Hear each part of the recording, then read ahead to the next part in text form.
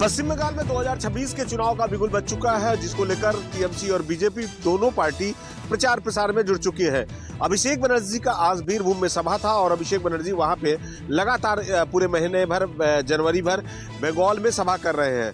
अभिषेक बनर्जी का हेलीकॉप्टर चूंकि बेहला से यहां से उड़ान भरना था, हेलीकॉप्टर को बीरभूम जाना था, 12:30 बजे का समय था, लेकिन हेलीकॉप्टर को परमिशन नहीं मिलने की वजह से अभिषेक बनर्जी का हेलीकॉप्टर काफी देर से यहां से उड़ा है। यहाँ पे टीएमसी नेताओं का कहना है कि बीजेपी की मिली भगत की वजह से हेलीकॉप्टर को परमिशन नहीं दिया जा रहा है। लगातार बीजेपी की तरफ से कहीं न कहीं प्रचार प्रसार में विरोध किया जा रहा है, जिसको लेकर अभिषेक बनर्जी करीबन यहाँ से 2:30 बजे के रवाना हुए हैं। उन्हें वहाँ तारापीठ जाना है, माँ के दर्शन करना है, उसके बाद बीरभूम में सभा करेंगे। तो कह सकते हैं कि आरोप प्रत्यारोप का दौर शुरू हो चुका है और यहाँ पे टीएमसी पार्टी किस तरह से जनता के बीच में जाए। लगातार मुख्यमंत्री ममता बनर्जी एसआईआर का विरोध प्रदर्शन कर रही है और जिस तरह उन्होंने कहा था कि एसआईआर को लेकर वे सुप्रीम कोर्ट में मामला करेंगी, तो आज टीएमसी पार्टी की तरफ से भी सुप्रीम कोर्ट में मामला भी किया गया है। कैमरामैन पंकज के साथ मनोज पांडे, न्यूज़ 24 कोलकाता। चुनाव आयोग द्वारा जारी यूपी एसआईआर पर जहां विपक्ष लगातार विरोध कर रहा है उनके आंकड़ों पर, वहीं भाजपा के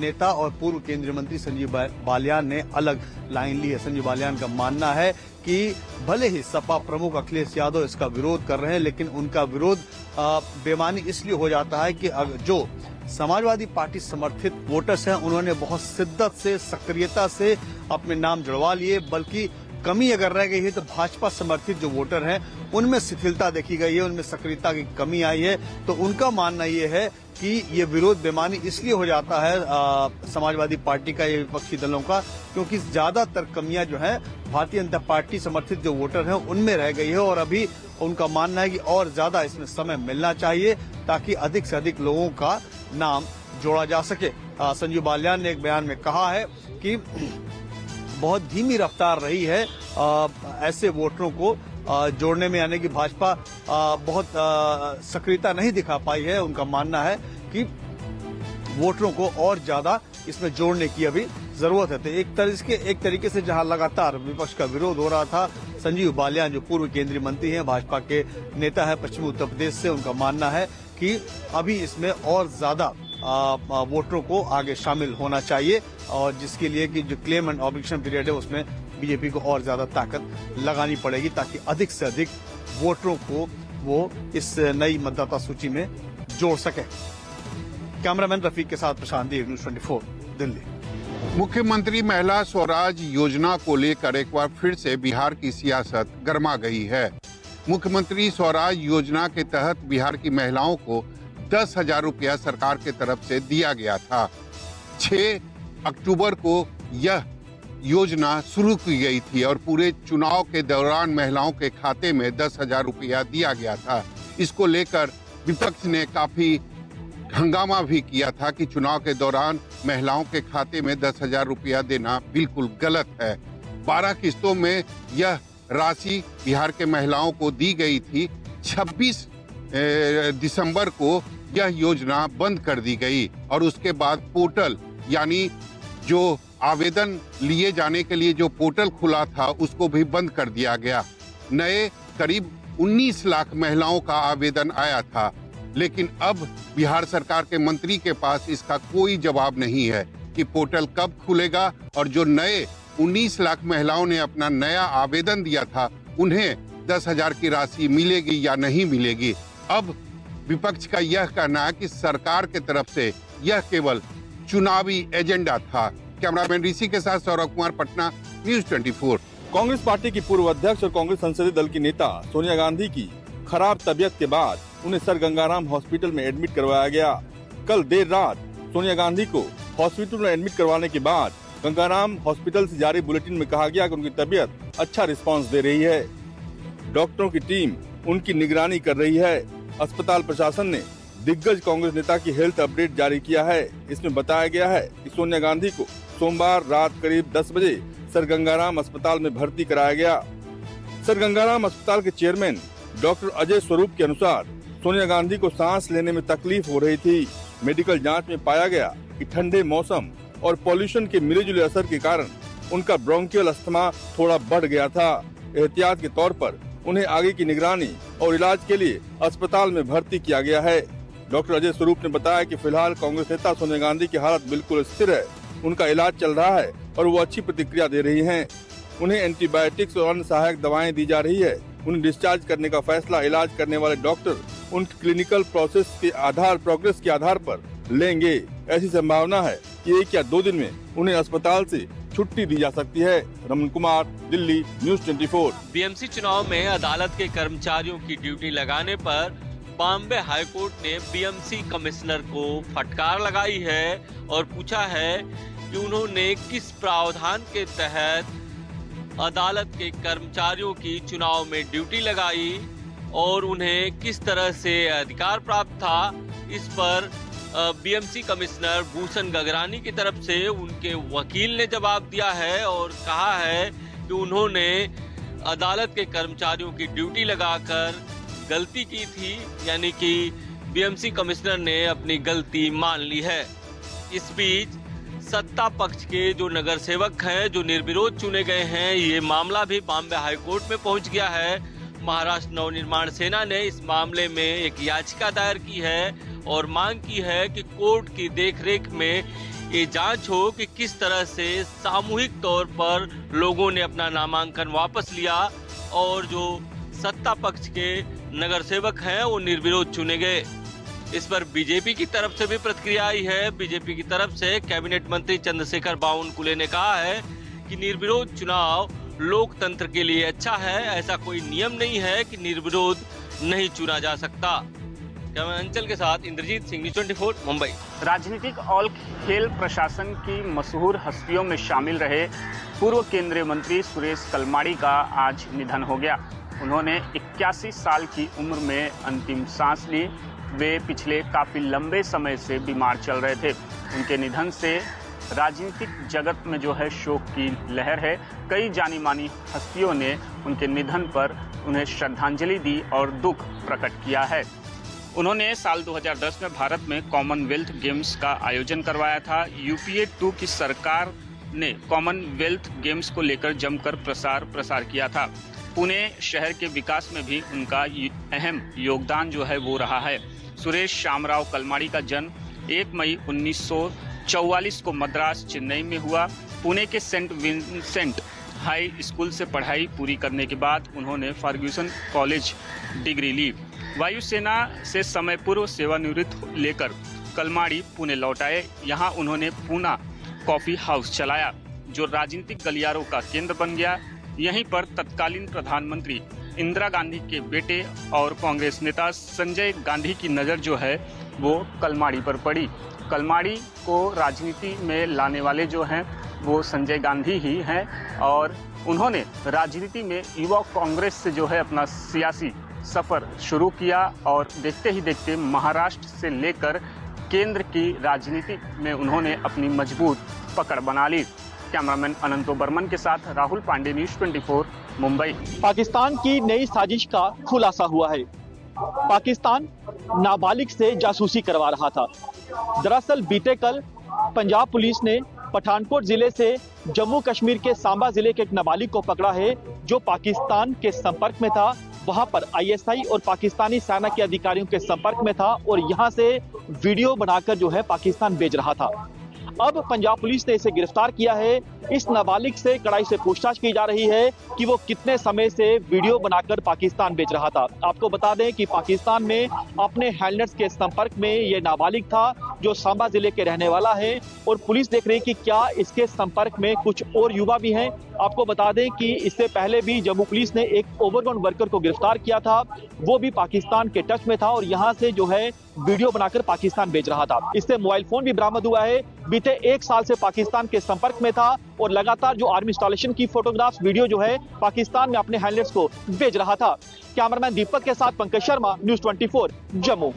यूपी के संभल में मकानों पर बुलडोजर एक्शन, 100 से ज्यादा पुलिसकर्मी तैनात, ड्रोन से की जा रही है निगरानी। पूरा मामला असमौली थाना क्षेत्र के गांव राय बुजुर्ग का है। 880 वर्ग मीटर तालाब की जमीन पर कब्जा कर 3 मकान बनाए गए थे। मकान मस्जिद के मौलाना और उसके 2 भाइयों के हैं। 5 नवंबर 2022 को कब्जा चिन्हित किया गया था।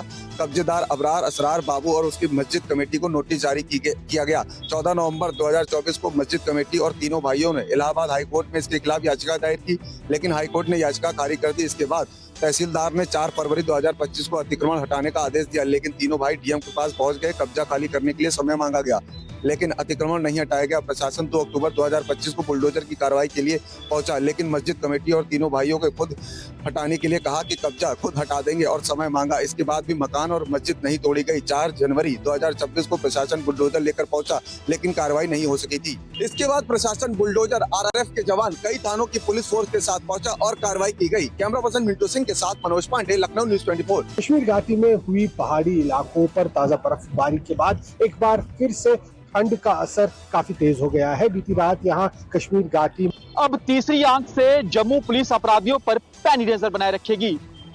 आपको बता दें कि जम्मू में लोगों के जो निजी घर हैं, दुकानें, रेस्टोरेंट, होटल और अन्य जगहों के जो सीसीटीवी कैमरे हैं वो अब सीधा कंट्रोल रूम से कनेक्ट होने जा रहे हैं। ऐसी जानकारी न्यूज़ 24 को सूत्रों से मिली है। सूत्रों से मिली जानकारी के मुताबिक अब ये तमाम जो कैमरे हैं जो लोगों के निजी घरों में, दुकानों में या अन्य व्यापारिक प्रतिष्ठानों में लगे हैं, उन्हें integrated command and control room से जोड़ा जाएगा। इसके पीछे मकसद ये है कि अगर किसी जगह पर कोई भी वारदात होती है तो पुलिस को सीसीटीवी फुटेज खंगालने की जरूरत नहीं पड़ेगी, क्योंकि तमाम जितनी भी रिकॉर्डिंग है वो कंट्रोल रूम के पास होगी। आतंकियों पर शिकंजा कसने के लिए, अपराधियों पर नजर बनाए रखने के लिए ये एक महत्वपूर्ण कदम के रूप पर देखा जा रहा है। आपको बता दें कि जम्मू में जो संवेदनशील इलाके हैं, जो अति संवेदनशील इलाके हैं, वहां पर करीब 633 ऐसे कैमरे लगाए गए हैं जिनसे हर एक गतिविधि पर बारीकी से नजर रखी जा रही है। ये जो कैमरे जम्मू पुलिस की ओर से लगाए गए हैं, इनकी खासियत है कि दिन हो, रात हो, आंधी हो, तूफान हो, इनकी विजिबिलिटी बेहद ज्यादा क्लियर है। अब क्योंकि जो वारदातें बढ़ रही हैं, उसके बाद पुलिस ने ये फैसला लिया है कि तमाम जो कैमरे हैं इन्हें कंट्रोल रूम से जोड़ा जाएगा ताकि अपराधियों पर नकेल कसी जा सके। कैमरामैन दीपक के साथ पंकज शर्मा, न्यूज़ 24। राजस्थान के कोटा से एक चौंकाने वाली तस्वीर सामने आई है। दरअसल एक चोर अपने साथी के साथ एक मकान में चोरी के मकसद से घुसा और घर का ताला लगे होने के कारण इन्होंने एग्जॉस्ट खोल दिया और उसी खड्डे से अंदर जाने की कोशिश करने लगा, लेकिन यह चोर इस एग्जॉस्ट के छोटे खड्डे में ही फंस गया और करीब 6 से 7 घंटे तक यूं ही फंसा चिल्लाता रहा। बाद में जब मकान मालिक ने आकर देखा और उसने पुलिस वालों को बुलाया, उसके बाद इस चोर को खड्डे से निकाला गया और पुलिस के हवाले कर दिया गया। दरअसल यह मामला इसलिए भी चौंकाने वाला है क्योंकि उस चोर ने पहले ही इस पूरे घर की रेकी कर ली थी कि उस मकान का मालिक 3 तारीख को खाटू श्याम जी जा रहे हैं और घर में कोई नहीं होगा, और यही कारण था कि वह 5 की रात को इस मकान के अंदर आधी रात को घुस गया। बाकायदा ये लोग एक लग्जरी कार को लेकर आए थे और कार को मकान से कुछ ही दूरी पर खड़े करने के बाद चोर ने इस पूरी घटना को अंजाम देने की कोशिश की। फिलहाल तो चोर पुलिस की गिरफ्त में है और पुलिस अब उससे मामले की तहकीकात कर रही है कि कितनी और चोरी की घटनाओं को उन्होंने अंजाम दिया। श्रीवत्सन, जयपुर, न्यूज़ 24। महाराष्ट्र में मुंबई महानगर पालिका समेत 29 महानगर पालिका का चुनाव प्रचार अब जोर पकड़ने लगा है। भारतीय जनता पार्टी के प्रदेश अध्यक्ष रविंद्र चव्हाण कल लातूर में पहुंचे। लातूर महानगर पालिका के चुनाव प्रचार के वक्त उन्होंने कहा कि भारतीय जनता पार्टी के कार्यकर्ताओं का जोश देखकर लग रहा है कि इस शहर से पूर्व मुख्यमंत्री विलासराव देशमुख की यादें मिटा देगा। उनके इस बयान के बाद कांग्रेस हो या फिर शिवसेना यूबीटी हो, सभी हमलावर हो गए। अमित देशमुख जो विलासराव के बड़े बेटे हैं और कांग्रेस से विधायक है, उन्होंने कहा कि राजनीति का स्तर गिरते जा रहा है और उनके इस बयान की मैं निंदा करता हूँ। विलासराव के अभिनेता बेटे रितेश देशमुख ने एक एक्स पोस्ट किया और वीडियो पोस्ट किया। उसमें कहा गया है कि जनता के लिए जीने वाले नेताओं का नाम जो उकेरा हुआ होता है उसे आप मिटा नहीं सकते, बल्कि लिखा हुआ मिटा सकते हैं, लेकिन उकेरा कोई नहीं मिटा सकता। विवाद बढ़ने के बाद आखिरकार भारतीय जनता पार्टी के प्रदेश अध्यक्ष रविंद्र चव्हाण ने उस पूरे मामले पर खेद व्यक्त किया और कहा कि मैंने अगर किसी की भावनाओं को ठेस पहुंचाई है तो मैं यहाँ पर खेद प्रकट करता हूँ। कैमरामैन दिलीप अवेरे के साथ विनोद जगदाले, न्यूज़ 24, मुंबई। राजधानी दिल्ली के आदर्श नगर इलाके के अंतर्गत मेट्रो के स्टाफ क्वार्टर के 5वें फ्लोर पे एक परिवार के 3 लोगों की मौत हो गई। जी हाँ, ये जलकर मौत हुई है और बताया जा रहा है कि ये वो कहा जाए कि कंपाउंड है, पूरा इलाका है जहाँ जो स्टाफ क्वार्टर्स में तमाम जो परिवार संग रहते थे, अजय नीलम और उनकी वाइफ और कहा जाए उनकी बेटी, तीनों की मौत हुई है। और बताया जा रहा है कि बतौर इंजीनियर वो काम कर रहे थे।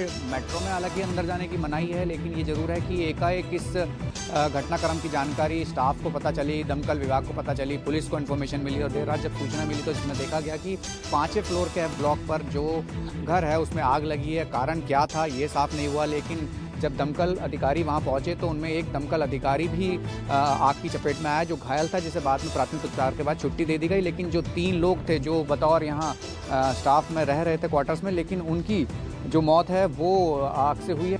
कैमसन संजय के साथ Rahul Prakash, news 24 Delhi.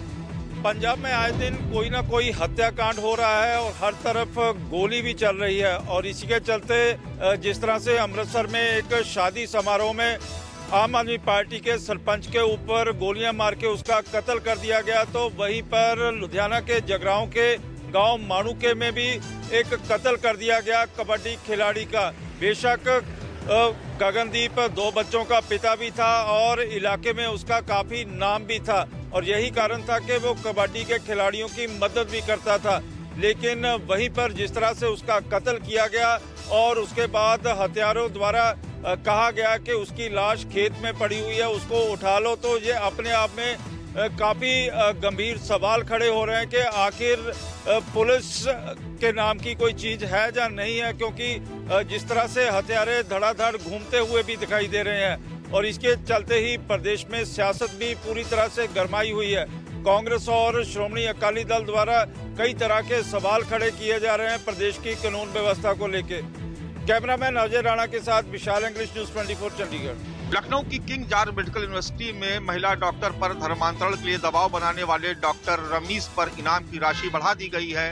UP police ने अब 25,000 की जगह 50,000 का इनाम घोषित कर दिया है। यौन शोषण और धर्म परिवर्तन के आरोपी केजीएमयू के रेजिडेंट डॉक्टर रमीज मलिक के मामले में अब नया मोड़ आ गया है। आरोप है कि रमीज ने अपनी पहली पत्नी का भी धर्म परिवर्तन कराकर उससे निकाह किया था। इसमें रमीज के माता पिता, काजी और गवाह का नाम सामने आया है। चौक पुलिस ने रमीज के माता पिता को ठाकुरगंज के एक अपार्टमेंट से गिरफ्तार कर लिया है। निकाह कराने वाले काजी और गवाह को आरोपी बनाया गया है। पुलिस रमीज के साथ ही काजी और उस गवाह की भी तलाश में जुट गई है। लखनऊ पुलिस के मुताबिक केजीएमयू में पढ़ने वाली पीड़िता ने एफआईआर में जिक्र किया था कि फरवरी 2025 में रमीज ने एक महिला डॉक्टर का भी धर्म परिवर्तन कराकर उससे निकाह कर लिया था। इस मामले में डॉक्टर रमीज लगातार फरार चल रहा है। इस मामले में यूपी पुलिस की कई टीमें डॉक्टर रमीज की तलाश में अलग अलग राज्यों में दबिश दे रही हैं, लेकिन अभी तक डॉक्टर रमीज की लोकेशन ट्रेस नहीं हो पाई है। कैमरा पर्सन धर्मेंद्र कुमार साहू के साथ मानस श्रीवास्तव, लखनऊ, न्यूज़